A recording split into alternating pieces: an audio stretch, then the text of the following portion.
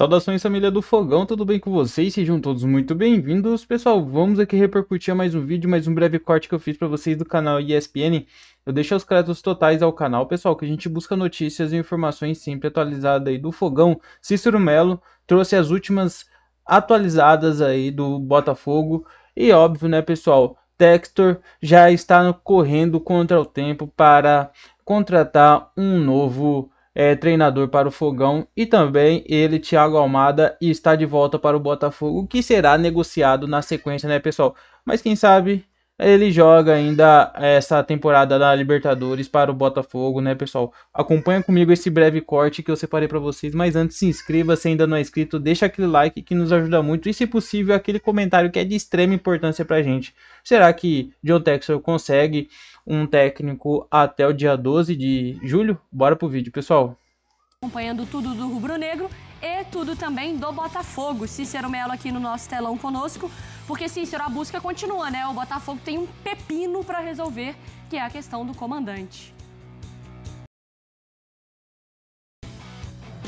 Para o Jailson e para o Fã de Esportes, especialmente torcedor alvinegro. Antes de falar da busca de um novo treinador para o Botafogo, uma notícia de agora, uma notícia que na verdade a gente já tinha dado há 2 meses atrás, mas que agora acaba de se confirmar, não ainda oficialmente por parte do Botafogo, mas o companheiro jornalista Vene Casagrande deu a notícia de que o Botafogo perde mais um titular negociado para o futebol inglês. O zagueiro Jair Cunha, de 20 anos de idade, ex-Santos, foi vendido ao Nottingham Forest da Inglaterra por 12 milhões de euros na cotação de hoje do euro, 76 milhões 560 mil reais. O zagueiro assinou ontem um contrato de 5 anos com o clube inglês e não é mais jogador do Botafogo. Ele deixa o clube apenas 6 meses depois de ser contratado pelo Botafogo e viaja nos próximos dias para a Inglaterra, onde vai se incorporar ao seu novo clube e se juntar ao companheiro Igor Jesus, atacante que também foi vendido para o Nottingham Forest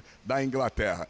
O novo técnico do Botafogo, quem está tratando pessoalmente da contratação, como sempre, é o dono da SAF do Botafogo, John Textor. Ele conduz as negociações para o substituto do Renato Paiva, que foi demitido ainda nos Estados Unidos, depois da eliminação do Botafogo no Mundial de Clubes para o Palmeiras. A expectativa é por uma definição rápida de um técnico estrangeiro até a reapresentação do elenco alvinegro, que está de folga na próxima segunda-feira no CT Lonier. Silêncio e sigilo absoluto o Textor está tendo em relação ao nome do novo treinador. Para terminarmos, 2 informações rápidas. O zagueiro Bastos, angolano, realizou nesta quarta-feira na Itália uma cirurgia no joelho esquerdo, uma lesão crônica. O Botafogo enviou o médico Thiago Carminati, que é um especialista em cirurgia de joelho, para acompanhar o procedimento, e a expectativa é que o angolano, o Bastos, volte a jogar futebol daqui a 3 meses. E uma última informação, a CBF, nesta quarta-feira, oficializou o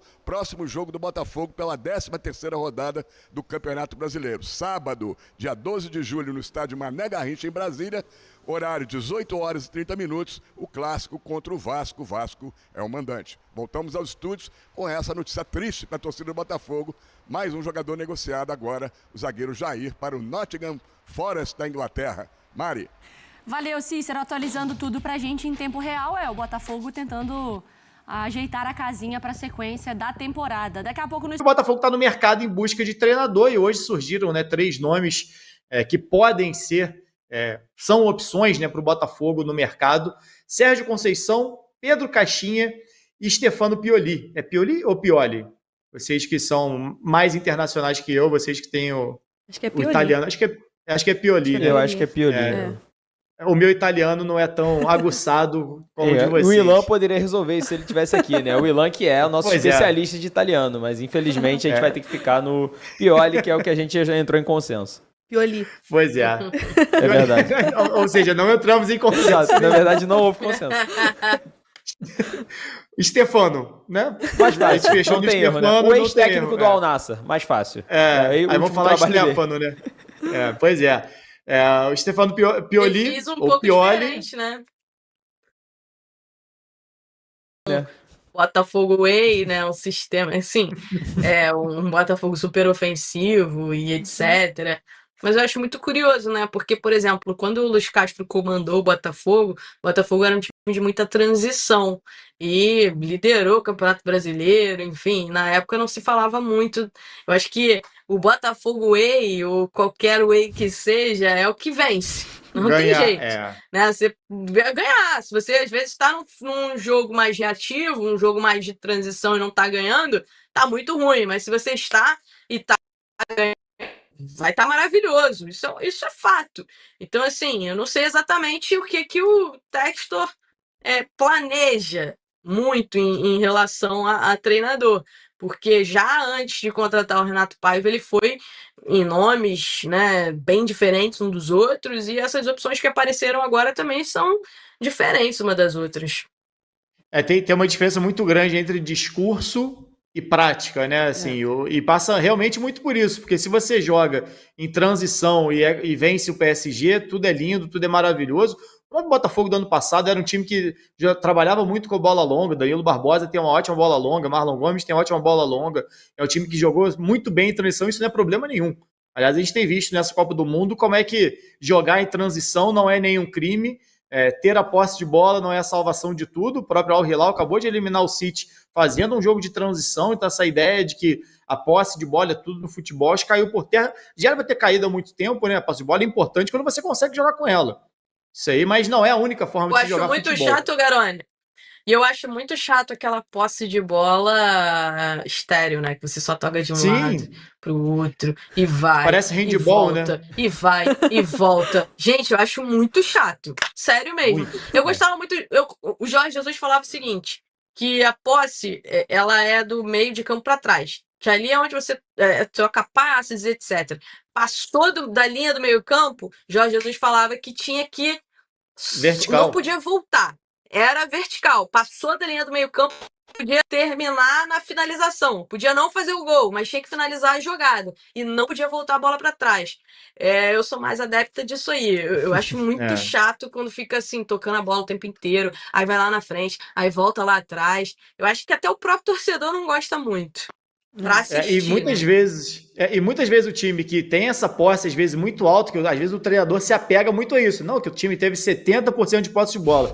Mas se ele não consegue finalizar a jogada, ele passa muito mais tempo exposto ao contra-ataque do que realmente agredindo aquela última linha. Porque fica circulando bola no pé de zagueiro, lateral, volante, lá na tua última linha, com 50 metros de campo para trás, de espaço para o cara atacar. Eu falei, me lembra muito handball, porque antigamente, hoje em dia, depois criou-se uma regra, mas quando eu era jovem, que jogava handball na época de colégio, você não tinha, hoje em dia você tem, eu não vou lembrar exatamente o termo que se usa, mas era falta de ofensividade, alguma coisa assim, né, que você marca falta, você tem um tempo, lá no basquete você tem um tempo para arremessar, se você não arremessa, você perde a posse. Se fizessem isso, alguns times do Brasil não iam poder jogar, não, ia perder posse o tempo todo, né, porque a galera, não só no Brasil, fora também.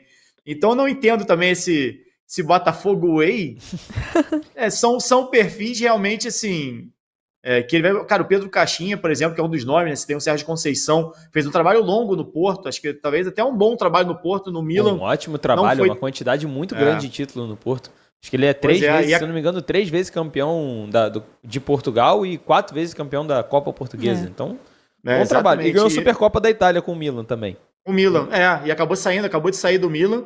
E o Pioli, a gente ficou na dúvida, né? Que saiu do Milan, foi para o Nasser, né? Inclusive, foi a troca, né? O Sérgio Conceição chegou para a vaga do Pioli, que foi para o Nasser, ele saiu agora, o Pioli da Al-Nassr. O Pedro Caixinha fez um trabalho muito ruim com o Santos, mas eu acho um bom treinador, assim. Mas não sei qual é a ideia realmente do Textor em relação a isso, né? Em relação a algum nome, se existe um preferido. Acho que no fim das contas vai passar muito por quem aceitar o projeto, né? E talvez esse seja um grande problema do Botafogo, não que seja um grande problema do Botafogo, porque o Botafogo está muito bem. A gente está falando de um time atual campeão brasileiro, campeão da Libertadores.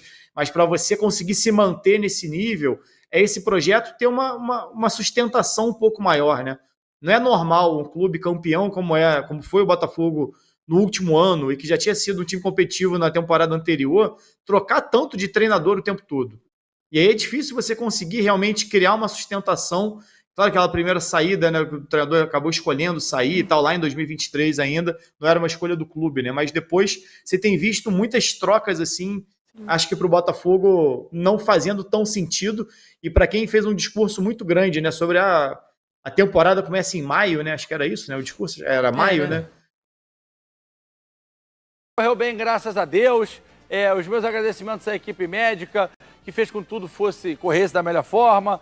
Em seguida, a família que está sempre presente. Obrigado ao Botafogo por ter enviado o doutor Thiago Carminati para acompanhar todo esse processo. Mal posso esperar para voltar a fazer o que gosta. É um grande reforço. Fernandão, você que jogou muito tempo ali para essa zaga do Botafogo, né? Foi muito bem no ano passado ao lado do Alexander Barbosa. E que felicidade vê-lo já operado e agora pronto para recuperar a forma. Verdade, GV. Há muito tempo a gente não via uma defesa tão consistente assim no Botafogo, né? Se entendendo muito bem. Mesmo a de 2023, que é Adrielson e o argentino Cuesta, que foram muito bem, mas com a consistência de Bastos e o Barbosa, a gente não via há algum tempo. E foi um cara que entregou muito o Botafogo, não só fisicamente, como tecnicamente. E é bom ver o Bastos feliz, tentando se recuperar, porque agora com a saída do Jair, que eu vi que já foi negociado com o Nottingham Forest, precisa muito que ele se encaixe bem, mesmo que o Caio... Pantaleão. Eu não tenho respeito por esse cara, porque apelido de Pantaleão, o cara deve ser madeira, já vi. Pelos vídeos que eu vi, mas o Bastos já tem experiência, está entrosado, conhece a torcida do Botafogo, enfim. Volta, Bastos!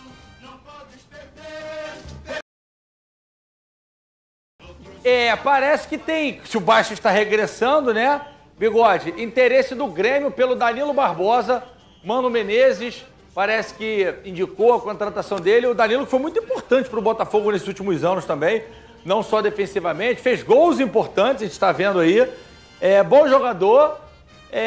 Se for, tomara que seja para o melhor para ele e para o Botafogo, né? Sem dúvida, GV. Eu acho que faz parte também, né? A gente não pode esquecer que o Botafogo é uma SAF. Então, se for benéfico para o John Textor, ele vai vender. E eu acho que o Danilo, ele também cumpriu bem esse papel dele no Botafogo, tem cumprido bem esse papel dele no Botafogo desde que ele chegou. Me surpreendeu um pouco a escalação dele para o jogo contra o Palmeiras. Eu, se fosse o Paiva, não teria entrado com 3 volantes. Estava até conversando isso aqui com o Fernandão. Mas ele não tem culpa nenhuma e ele foi bem no jogo. Aí não é com ele. Quem tem que jogar, quem tem que decidir é o treinador. Mas eu acho que para o Botafogo pode ser uma boa. Até porque, GV, a gente tem uma janela de transferências aí chegando. E eu acredito que o John Textor, ele vai abrir o cofre. Eu acho que ele, mediante a todas essas perdas do Botafogo, eu acho que ele sabe que o Botafogo precisa trazer novos jogadores para, quem sabe, brigar por coisas grandes ainda nesse ano.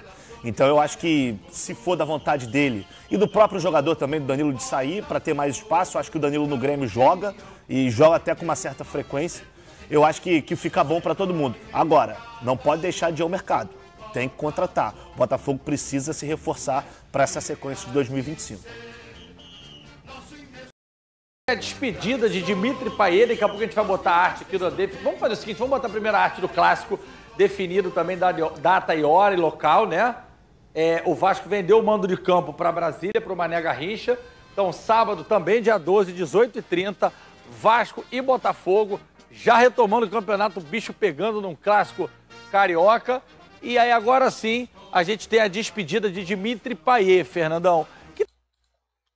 Então é isso, né, torcida? Vamos aqui repercutir mais uma notícia que eu separei para vocês. Pessoal, SAF do Botafogo não garante longevidade aos técnicos.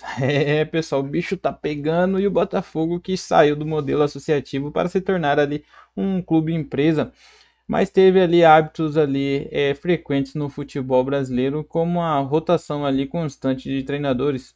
Chega ali, aliás, que a SAF, a Sociedade Anônima de Futebol do Alvinegro, não conseguiu ali evitar, desde março de 2022, quando houve ali a concretização da mudança. 6 treinadores passaram pelo mais tradicional.